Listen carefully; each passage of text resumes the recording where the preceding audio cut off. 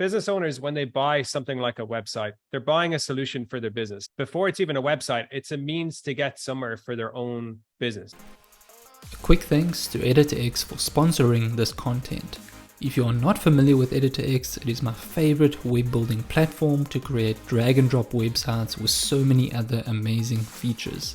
They have also backed my freelancing community for web designers and developers. You can join over 600 others today for free at freelancerxcommunity.com. Greetings everyone. Thank you for joining us. I've got a very special guest and I'm going to be talking with Rob O'Rourke on the topic of selling and building revenue streams as a freelance web designer. It is going to be a good one, a juicy one, an emotional one, a spicy one. So with that said, Rob, welcome. Thank you so much for joining us.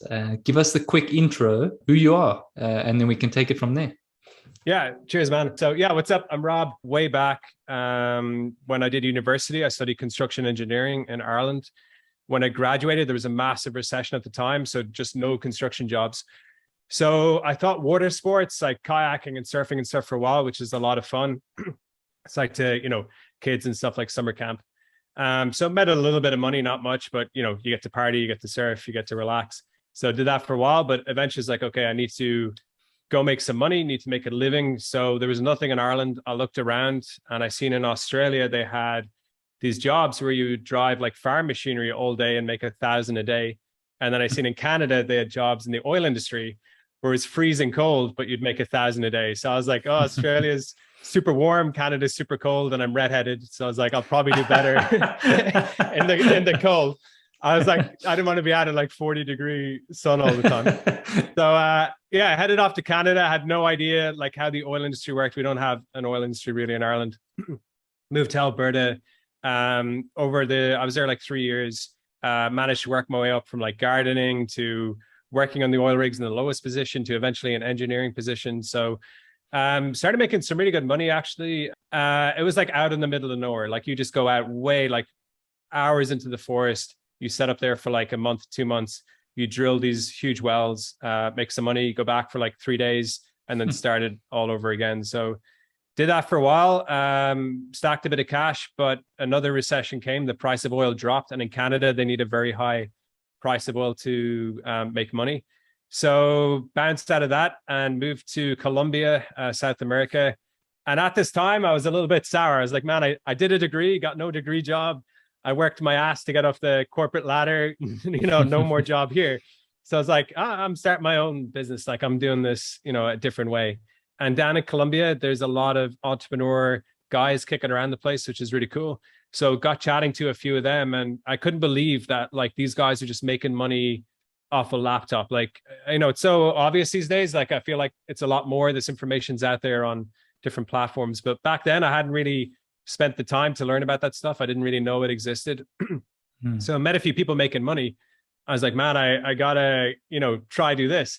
So in the beginning, I had some savings from oil, but I had no idea like how business worked, how to provide value and get proper clients or whatever. So it was just always these crazy ideas. I was like, I'll make an app for this. I'll make an idea for this.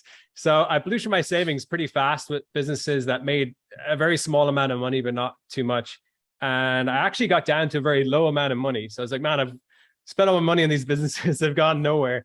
Like, what's the deal? And I started to notice that I didn't really have any skills. I just had ideas. So each time I had an idea, I was just like, oh, the idea is what matters. And that's it. But what I started to see was really the skills are what gets you paid. And people with a lot of skills, even with an okay idea, are going to do way better than somebody with a great idea, but no skills. So started focusing on freelancing and I focused on web design.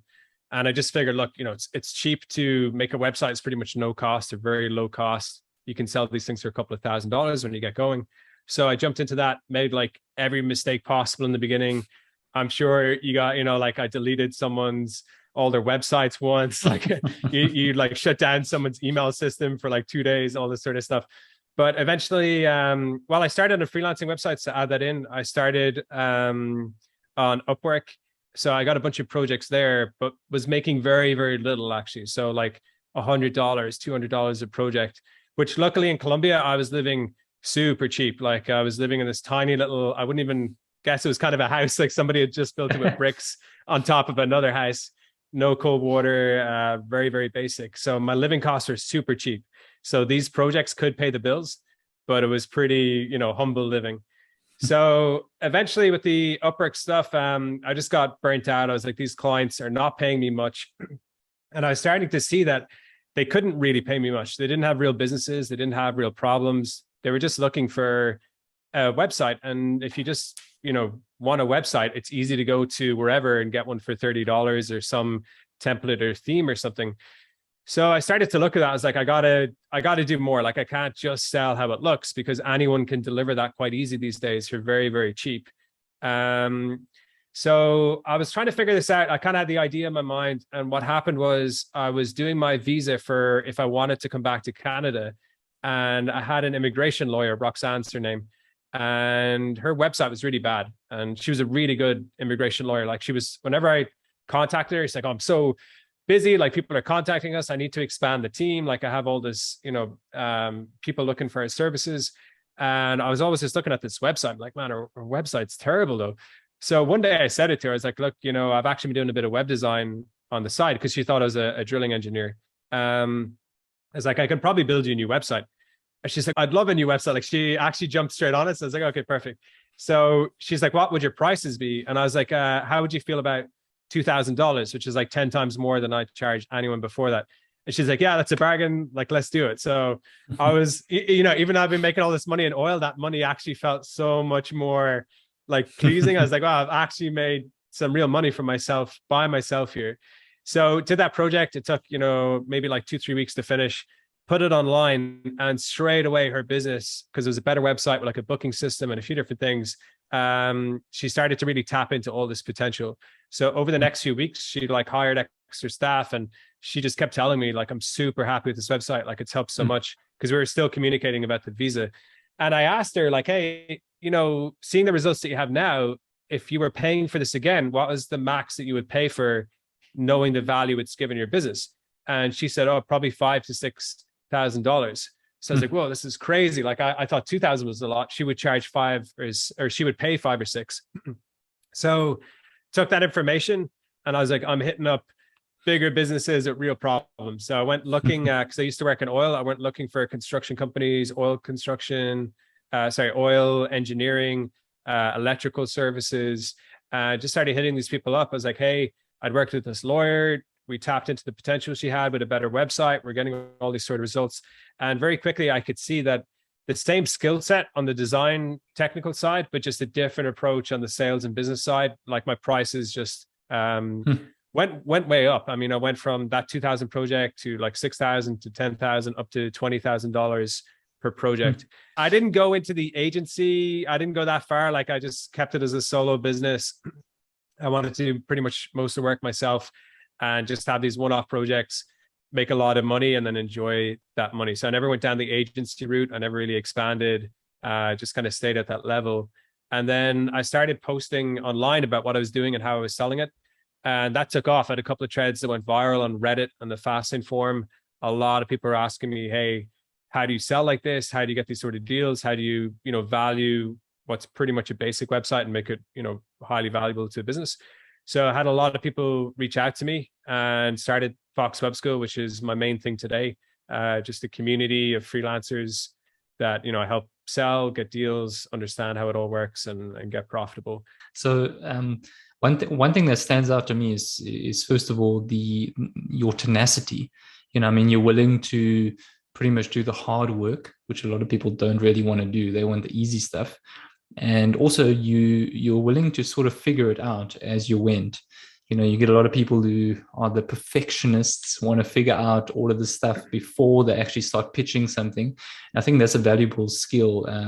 But in terms of the pitching side, because I think that's a valuable nugget that we can talk about. Because I like how you, first of all, you just winged it. You're like, I'm not going to charge $200. I'm going to charge $2,000. It's like the worst she can say is no. And it's like, boom, she said, yes, great. Okay, let's do it. But then what you did there, is pretty interesting, because now you said, I love the question that you asked. You said, how much would you have been willing to pay for this website, knowing that what it resulted in? And you found out, well, 5, 6 grand, boom, now we're talking. And then now use that principle, to tailor, your pitching and your marketing accordingly to get more clients, high value clients. So I want to ask you, in terms of the selling, the pitching side, what tips do you have for our freelancers? Great question. So I think looking at the two different stages that I had, like when you start off as a freelancer, if you're struggling as a freelancer, I think where a lot of it comes from is you're viewing things as a freelancer. So you're looking around, you're seeing other people doing it for X price or even cheaper. And you always feel this downward pressure that you feel like my prices have to be lower. And you think that it's pricing that's not getting you projects. And the thing is, there's always someone who's going to go lower. So if you think that way, it's just a downward slope. If you're like, if I got to be cheaper, I got to be competitive on price, then prepare to work for basically nothing. The thing is, though, business owners, when they buy something like a website, they're buying a solution for their business. Before it's even a website, it's a means to get somewhere for their own business. So it's to help with sales, or it's to help with their marketing, it's to help with their systems, or their support with their current customers, or something. And that problem to them, if it's a genuine business that's doing well, it's usually worth a lot of money to fix those sort of problems, to get results in those areas. So for them, right now out there's millions, billions of business owners with these big problems in their business, and they're willing to pay good money for some kind of solution. So when you come along to sell websites or similar service, you got to see it from their point of view. If this problem's taken care of, if you can get results, then to them, that's worth a lot. Now to you, maybe this website is a theme or a template, it costs you $10. That doesn't matter. That's not why you should be charging X amount of money. It's really about what it's going to do for their business. So if you bring in a bunch more sales and those sales are worth a lot of money, and you know how to do that, and you're the one who does it, then that's worth a lot of money. So I think a lot of freelancers are stuck viewing it from their side of the fence, thinking, hey, this isn't costing me much. Like I've got plenty of time. Like I shouldn't be charging that much. But you got to charge what you can basically do, the sort of results that you can get. And if you can get into a business and you can solve those problems, it's worth a lot of money. So that was my big change, was starting to view like this immigration lawyer, these engineering firms, oil companies. Like I would build a website and they would get like $1 million clients literally from the new website.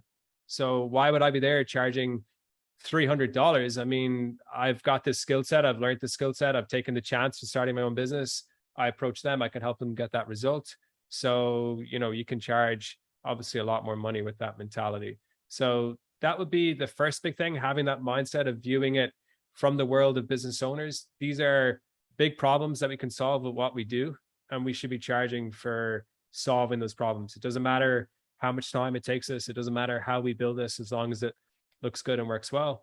It's about the sort of results that we can get. So I think the mindset's first, and then you can learn to sell and communicate in that way as well. I love that. I love that point, because I think the mindset and the foundation is the foundation, actually. Because and I like the perspective that you gave. Because you are solving a problem, with a solution, and it doesn't matter what tool you are using, whether it's a $10 theme or whatever. And it seems to me that a lot of people get caught up on the tool, and they say, oh, but I bought a template for $100 or something. How can I charge $1,000 or $5,000 or $10,000? It doesn't feel right. And you essentially saying, look, a business has a problem, you're providing the solution. It doesn't matter what tool you use. The cool thing is, the better a business owner is at their own business, the less they're going to want to do this themselves. Usually the worst clients are somebody whose business is very slow or just getting started, or they don't really do too much. And then they're going to interfere with everything because they have that extra time and they're not focused on their own thing. So, just analogy off the top of my head here, if you're the world's best, eye expert, because I was reading your book this morning, I think that's the example you had in there. Like, you want to be doing those surgeries. You want to be focusing on your business. You don't want to be sitting there, like, learning how to build a better converting website or something.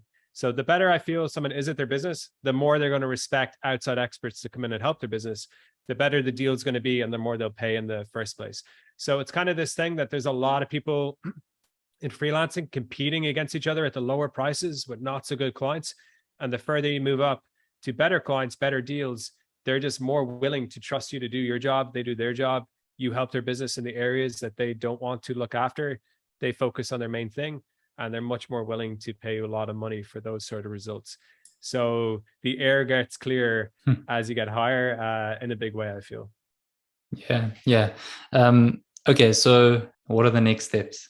I feel when it gets to that stage where you're talking to the business owner, you got to have the conversation along that mindset. So, a lot of people go wrong. You brought it up there a few seconds ago. Like web designers, we can think in terms of code, colors, fonts, design, but that isn't the language of a business owner. They're thinking in terms of clients, results, sales, better service, better products, whatever it is that they do. So when you talk to a business owner, before you get to getting into the technical side of things, you got to start with the business side of things. What's going on with their business?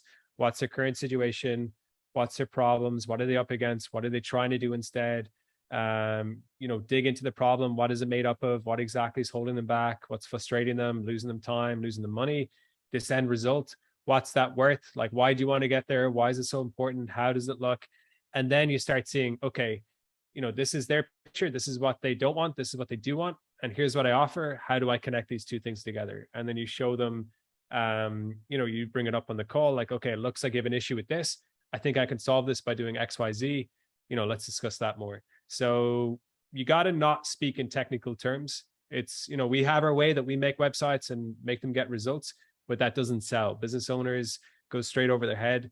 They don't care for the most part. It's like your dentist telling you what type of drill he uses. You don't want to know that. You want to know that your teeth are going to get fixed, or the pain's going to go away, or you're going to have perfect teeth, whatever it is that you're after. So we got to speak in terms of results. We got to have the conversation on the business side of the fence. Then when we know what they want, we jump back over to our side and we deliver those results.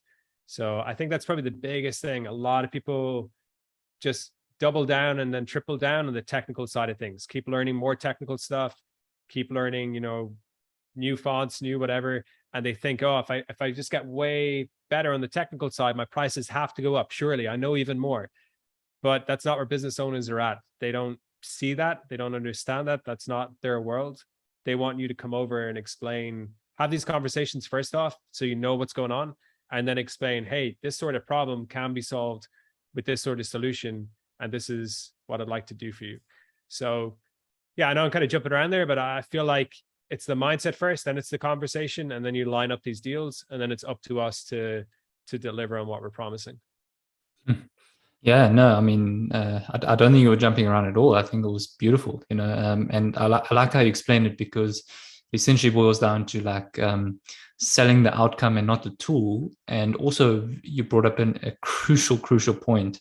And this is a vital takeaway, I think. And a lot of freelancers, web designers, developers, designers, copywriters, whatever, you are,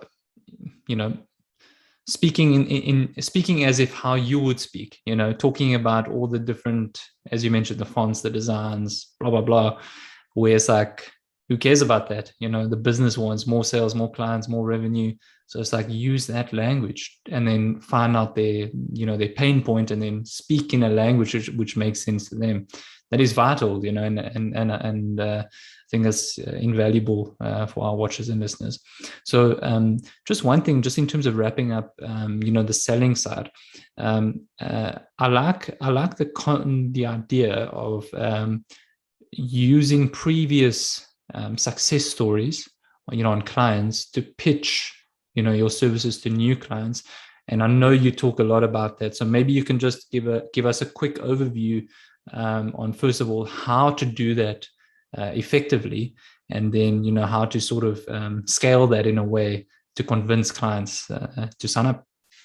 Yeah. So my thoughts, let's say like one of your listeners is making 2K a project right now and they want to get to 20K or 50K or whatever. If you look at like, okay, what's holding you back? Like, let's say there's a 50K client tomorrow who's going to spend 50K. You have the chance to talk to them first. Like, what would hold you back from getting that deal? Probably a couple of things to work on. One, technical skills, probably not that much of a difference, actually. Surprising. People think the difference must be huge. Oftentimes with the technical skills you already have, you could do these sort of projects. really what these bigger clients are looking for are that you understand their world and their problems, and that you see exactly what it is that they're trying to do.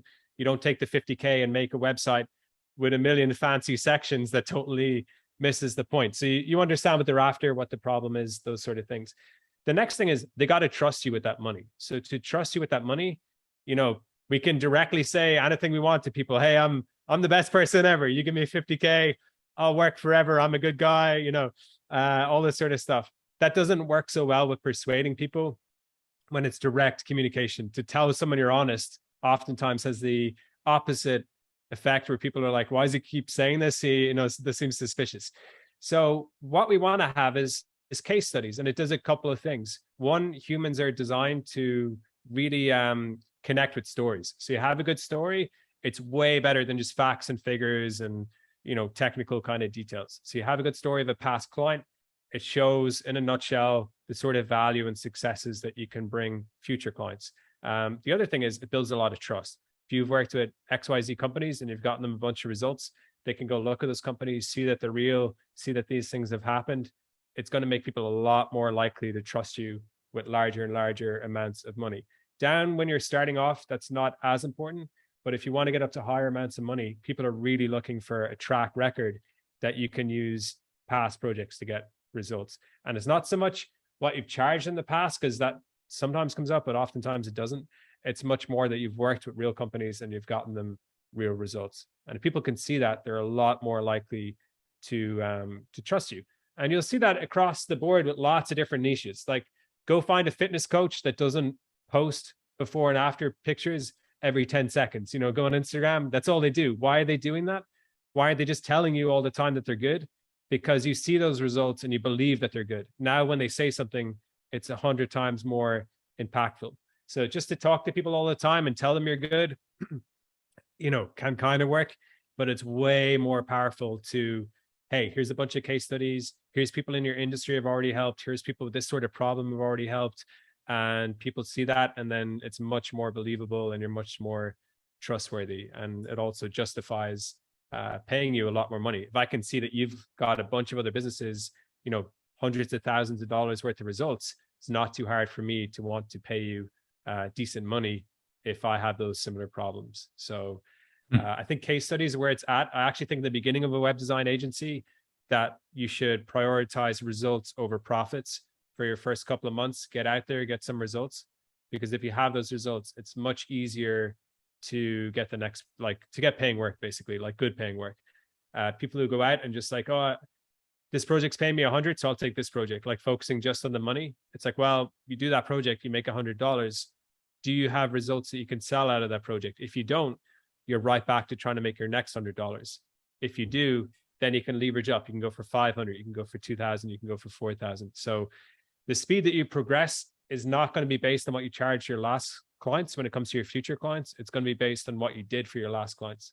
So you really need to pick good clients in the first place, that actually you do important work and that you do get results, and then use those results, leverage them, talk about them, share them, bring them up with future clients, make content about it, send out cold emails where you mention these sort of things, whatever way you're going to prospect. Sheesh, man. Yeah. I love that approach. Results over profit in the beginning stages. What a juicy one. And in terms of the case studies, I mean, look at your headphones as essentially what we want, as you mentioned, is that social proof.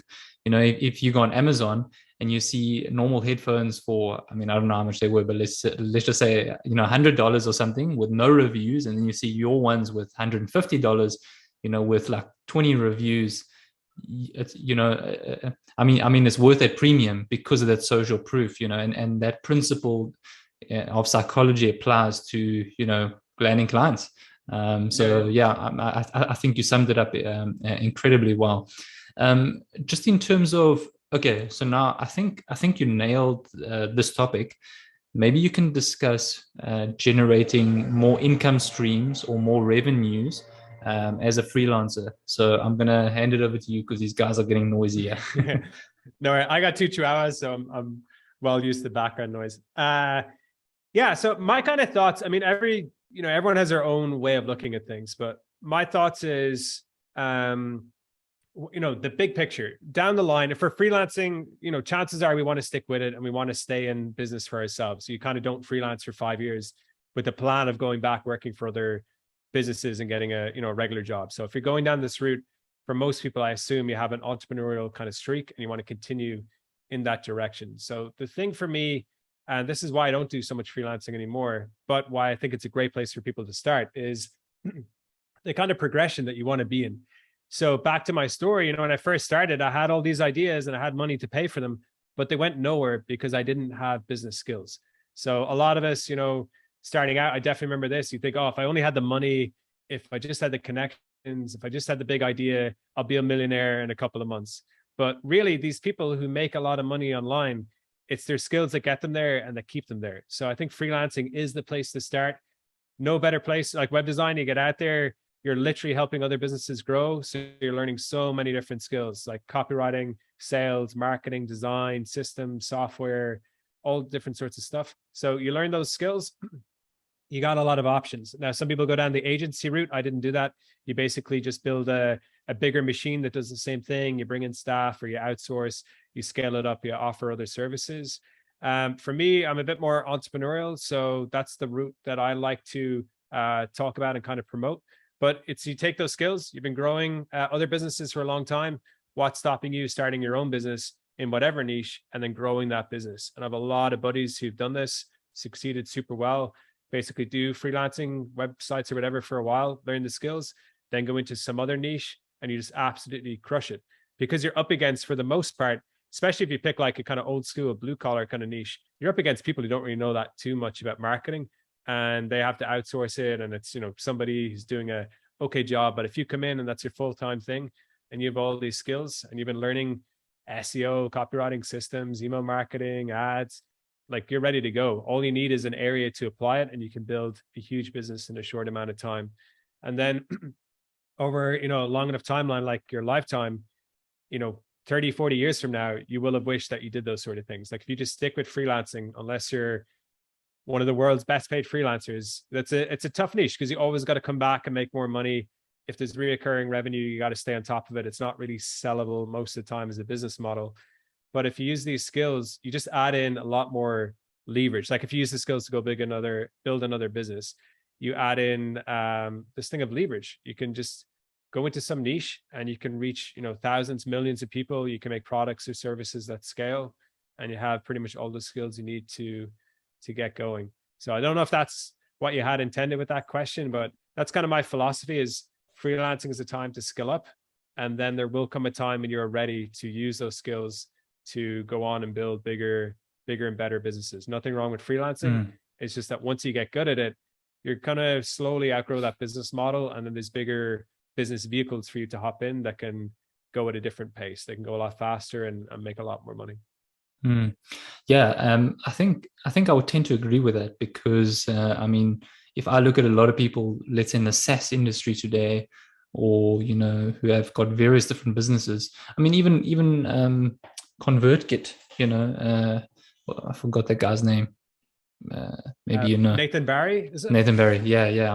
He started out as a freelancer, and look what it resulted in, massive company. And that he's not the only outlier. There are many business people who started out as a freelancer, and you're right, because it teaches you skills. Even myself, I had e-commerce businesses and various other things. I'm creating SaaS, I'm doing all these things, but it's created an invaluable skill, in dealing with people, in dealing with problems, dealing with time, efficiency, finances, various other things, where it essentially equips you, to move on to other things. But also, again, if one wanted to be a freelancer or an agency owner for 5, 10, 20 years, it's still possible. And one can, still do extremely well. And obviously, one can go a layer deep and try and work smart in terms of recurring revenue, offering, let's say, websites as a service or certain other skills, and strategies, so that it's not like the valley income. 1 month I'm earning 5,000, next month 0, and so on and so on. So there are, and you do touch on it, ways to make it more efficient, But yes, definitely in the long term, it can lead to other things. But also, I just want to maybe mention as a side note, Rob, is that one doesn't need to know what they want to do in the long term. It's perfectly fine to be like, I just want to freelance, or I just want to freelance as a stepping stone and see what happens. So don't take from what Rob is saying is that oh, but what am I going to do after this or whatever? No, that's not what he's saying. Just freelance, just do it well, and then see what happens from there. And plenty of other ways to generate revenue, side income, affiliate income, digital products, whatever else. But who knows?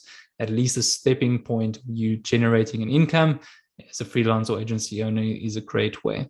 So, Rob, I'm gonna wrap up here because I think this was too tasty to keep on. We're gonna definitely have to have a part 2 and a part 3 in the future. So I did mention earlier that I wanted to chat about your Foxweb school. So because that's essentially what you're doing now, and that's your big focus. I know it's like an awesome community and everything. So give it to us, pitch us.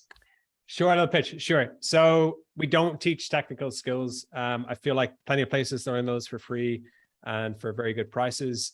We focus on the business side of things. So if you're someone listening to this, you're struggling to get clients, you're struggling to price hire, the strategy behind running a profitable web design or similar freelance business, those sort of things.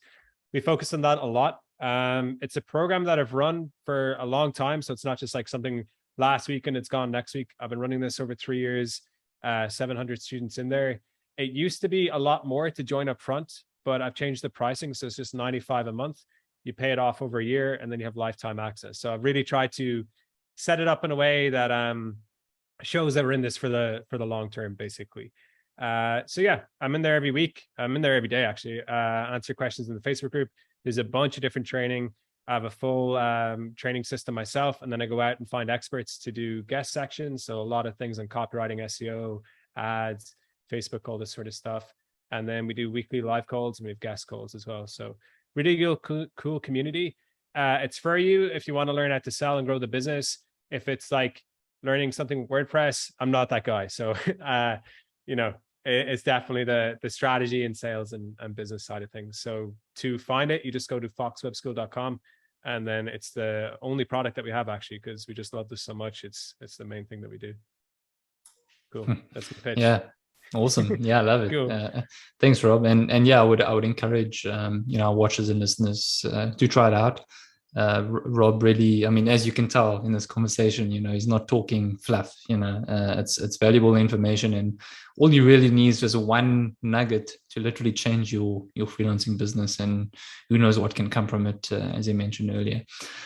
So yeah, Rob, thank you so much for your time, and maybe you can just end off in one parting nugget, anything in general, your final nugget for freelance, and then just wrap up in where people can find you online. Sure. I would say, I think once you've been going for a while, you kind of, you're in your groove. So this advice is more for the people starting out.